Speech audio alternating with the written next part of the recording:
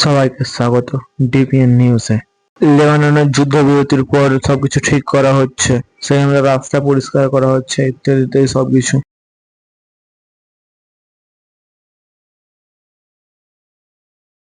ট্রাম্পের একের পর এক চমকপ্রদ ঘোষণা। নাম্বার 1, ইসরায়েল আর লেবানন বোমা হামলা চালাবে না। 2, যুক্তরাষ্ট্র ও তার মিত্ররা হিজবুল্লাহর বিষয়টি সঠিকভাবে সমালোচনা করছে। লেবাননের বিষয়ে আমেরিকা স্বতন্ত্র পদক্ষেপ গ্রহণ করবে। হরমুজ প্রণালী ওপেন এর সাথে লেবাননের কোনো সম্পর্ক নেই।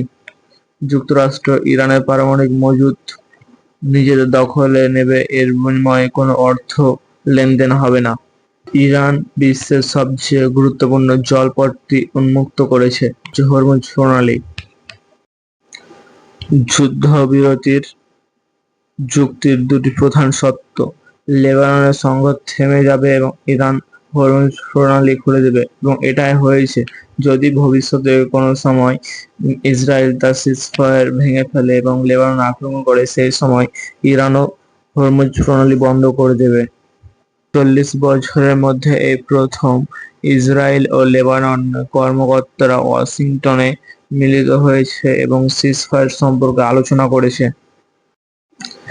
মধ্যপ্রাচ্যে যুদ্ধের ফলে ইরানের যে হরমুজ প্রণালী আছে সেটা বন্ধ করেছিল এবং সেখান থেকে কোনো রকম জাহাজ, কোনো রকম জিনিসপাতি নিয়ে চলাফেরা করতে খুবই অসুবিধা হতো। সে এখন জাহাজগুলোকে স্বাভাবিক যাতায়াত শুরু করেছে যুদ্ধের সিজফায়ারের ফলে। আইরিসি গোয়েন্দা সংবাদ: আমেরিকা বুঝতে পেরেছে সংযুক্ত প্রতিরোধে ফ্রন্টের সাথে যুদ্ধ জয়লাভ করা অসম্ভব। হাইফার কিরিয়াত এলিয়েজার ঘাঁটিতে অবস্থিত আয়রন ডোম লক্ষ্যের ছবি। এই যুদ্ধে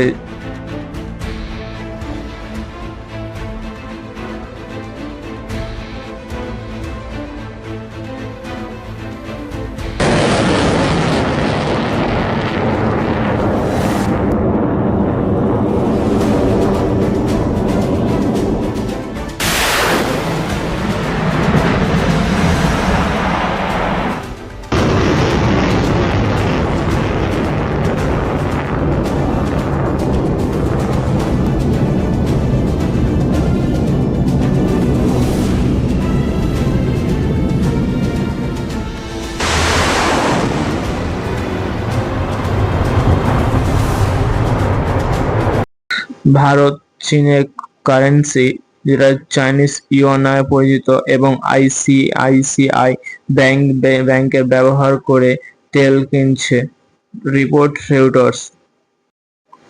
স্যাটেলাইট ইমেজ: হরমুজ প্রণালীর অবরোধ ভাঙার পরে এই জাহাজগুলো চলাফেরার স্বাধীনতা ঘোষণা করেছেন ইরানের প্রেসিডেন্ট